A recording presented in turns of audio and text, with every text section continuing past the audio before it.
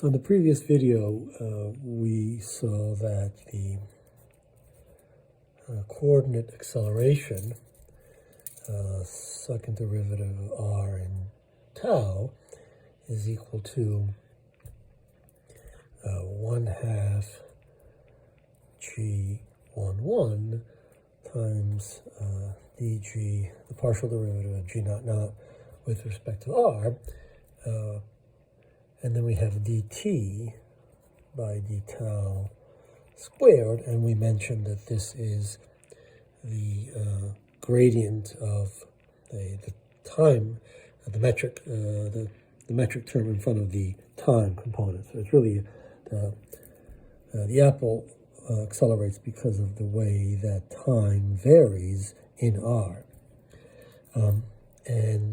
So we have an acceleration here, and this is a force per unit mass, right? It's the acceleration of the object.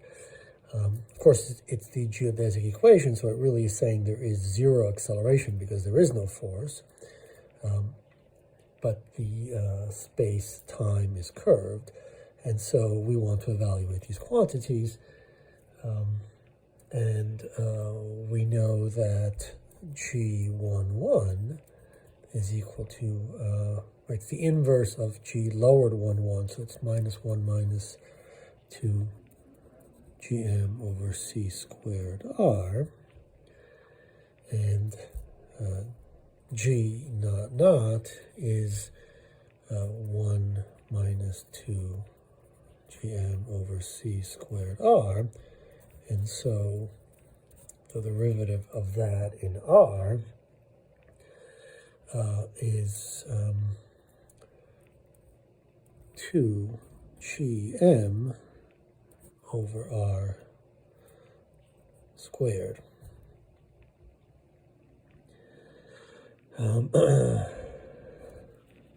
Sorry, g naught naught has a c squared here, otherwise we wouldn't cancel that one. So it looks like that. It should be positive. And we want dt by d tau, right? So dt by d tau is obtained from the line element, c squared d tau squared equals c squared times, well, this term here, 1 minus 2 gm over c squared r dt squared. And so we can obtain dt by d tau, or dt by d tau squared, as 1 minus 2 gm over c squared r to the minus 1.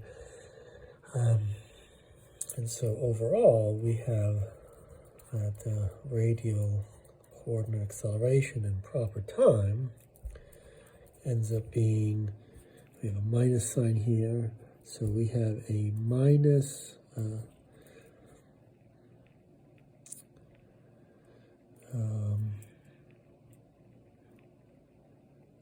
so we have this term belongs here.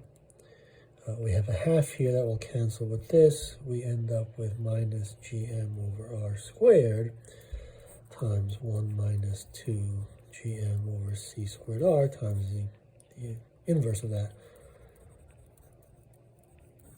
which is, as expected, just the acceleration term from Newton's theory.